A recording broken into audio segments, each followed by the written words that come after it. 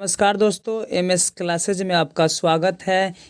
ये जो वीडियो है ये क्लास 11th का जो था पार्ट 1 जो डाला गया था ऑब्जेक्टिव, ठीक है। एंड एक्सरसाइज जो है आपका 9 का जो था जैव अणु उसका था, ठीक है। तो ये जो पार्ट 2 है, ठीक है, और उसमें 50 1 से लेकर 50 तक क्वेश्चन था और इसमें जो है आगे है। चलिए क्वेश्चन आगे की ओर बढ़े तो आपका 51 में दिया हुआ है, न्यूक्लिक अम्ल किस से मिलकर बने होते हैं। न्यूक्लिक अम्ल किससे मिलकर बने होते हैं। इसका जो आंसर क्या होगा आपका होगा न्यूक्लियोटाइड। क्या होगा? न्यूक्लियोटाइड से। चलिए नेक्स्ट क्वेश्चन है 52। 52 में दिया है 52 में एक न्यूक्लियोटाइड किससे मिलकर बने होते हैं। इसका आंसर होगा 3 भिन्न रासायनिक घटकों से।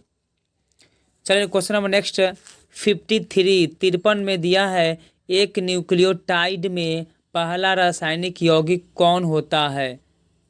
आंसर होगा विषम चक्रीय यौगिक। क्वेश्चन नंबर नेक्स्ट 54 में दिया है एक न्यूक्लियोटाइड में दूसरा रासायनिक घटक कौन होता है।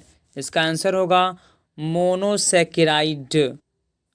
चलिए क्वेश्चन नंबर नेक्स्ट 55 नंबर में दिया है एक न्यूक्लियोटाइड में तीसरा रासायनिक घटक कौन होता है।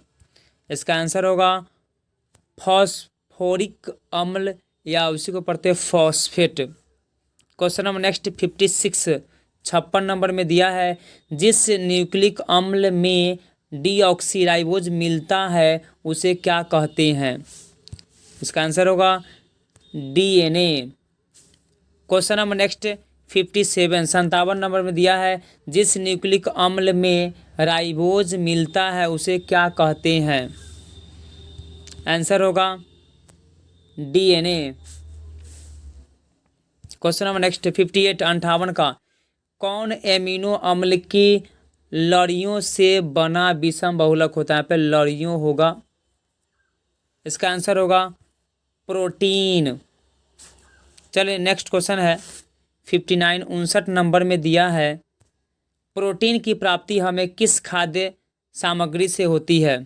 इसका आंसर होगा दाल, सोयाबीन। क्वेश्चन नंबर नेक्स्ट है 60 नंबर में दिया है प्रोटीन में केवल किस प्रकार की कुंडलियां मिलती हैं। आंसर दक्षिणावर्ती।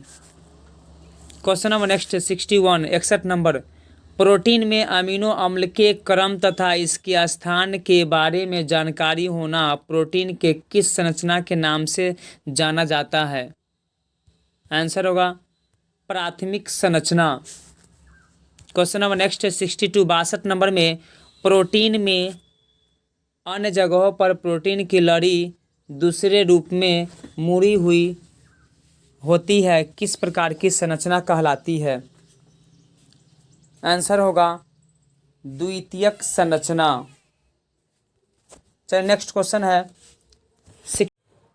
प्रोटीन की लंबी लड़ी अपने ऊपर उनके एक खोखले गोले के रूप में मुड़ी होती है प्रोटीन की कैसी संरचना बनाती है। आंसर होगा तृतीयक संरचना। नेक्स्ट 64 में प्रोटीन की कैसी संरचना जैविक क्रियाओं के लिए अत्यंत आवश्यक है। आंसर तृतीयक संरचना। नेक्स्ट 65 वयस्क मनुष्य का हीमोग्लोबिन कितने उपखंडों का बना होता है। आंसर 4। नेक्स्ट 66 हीमोग्लोबिन के 4 उपखंड कौन कौन है। आंसर 2 अल्फा प्रकार के एवं 2 बीटा प्रकार के।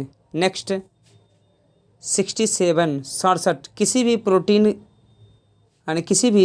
प्रोटीन या पॉलीपेप्टाइड में अमीनो अम्ल किस बंधन द्वारा जुड़े होते हैं। आंसर होगा पेप्टाइड बंध।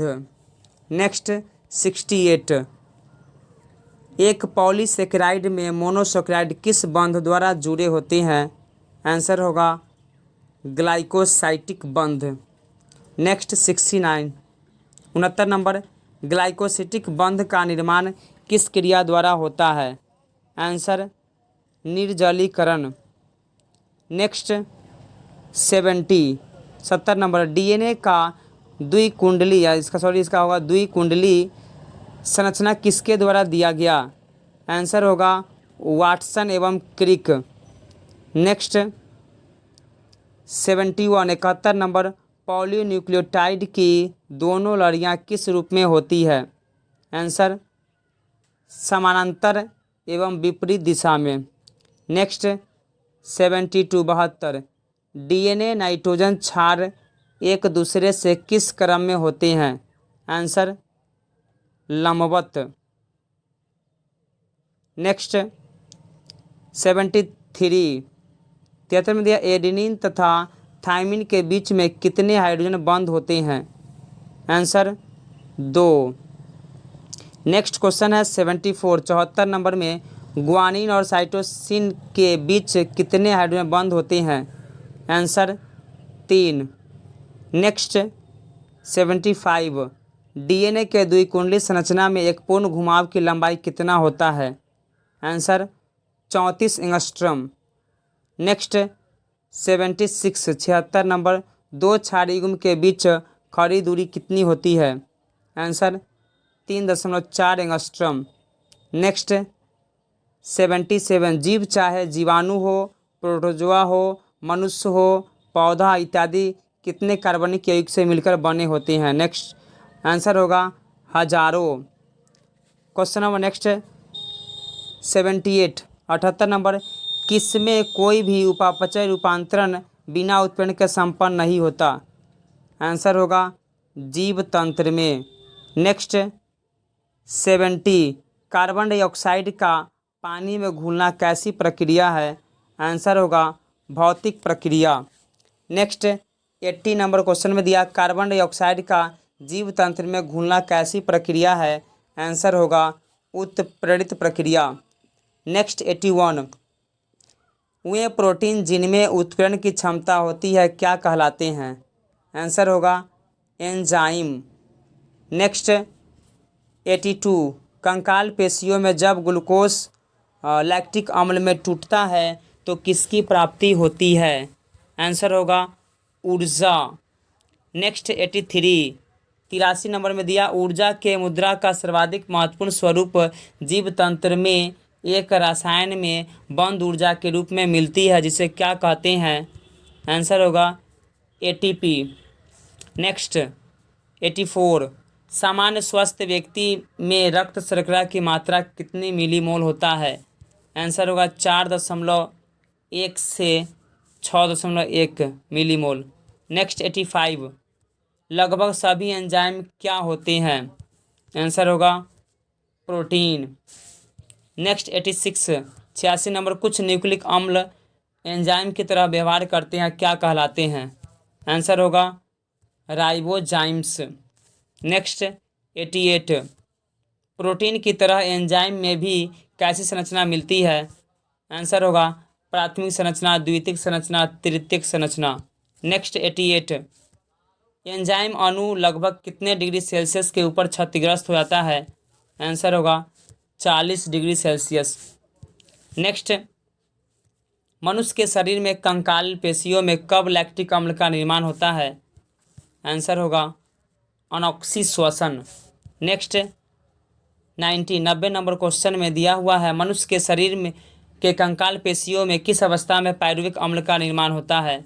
आंसर होगा ऑक्सी श्वसन। नेक्स्ट 91 एंजाइम किस तापक्रम पर सक्रिय रहता है? आंसर होगा निम्न तापक्रम पर। नेक्स्ट 92 नंबर सह एंजाइम किस प्रकार के यौगिक होते हैं? आंसर होगा कार्बनिक यौगिक। नेक्स्ट 93 एंजाइम से यदि सहकारक को अलग कर दिया जाए तो उसकी उत्प्रेरण क्रियाशीलता पर क्या प्रभाव पड़ेगा? आंसर होगा उत्प्रेरक क्रियाशीलता समाप्त हो जाएगी। नेक्स्ट 94 जीवों में सर्वाधिक प्रचुर मात्रा में मिलने वाला रसायन कौन है? आंसर होगा जल। H2O। नेक्स्ट 95, जीवों में कितने प्रकार के अमीनो अम्ल मिलते हैं? आंसर होगा 20 प्रकार के। नेक्स्ट 96, 96 नंबर, जीवों में कितने प्रकार के न्यूक्लियोटाइड्स मिलते हैं? आंसर होगा 5 प्रकार के। नेक्स्ट 97, 97 नंबर, जीवों में कितने प्रकार के बृहत अणु मिलते हैं? आंसर होगा 3 प्रकार के। नेक्स्ट 98, जीवों में 3 प्रकार के बृहद अणु कौन कौन है? आंसर होगा प्रोटीन, न्यूक्लिक अम्ल, बहुसैकराइड। क्वेश्चन नंबर नेक्स्ट 99, आनुवांशिक द्रव्य कोशिका के भित्ति के रूप में कौन कार्य करता है? आंसर होगा न्यूक्लिक अम्ल। नेक्स्ट एंड लास्ट 100 में दिया आनुवांशिक गुणों का वाहक कौन होता है? आंसर होगा जीन। ये था लास्ट। चलिए वीडियो अच्छा लगा हो तो कृपया वीडियो को सब्सक्राइब कर लीजिएगा।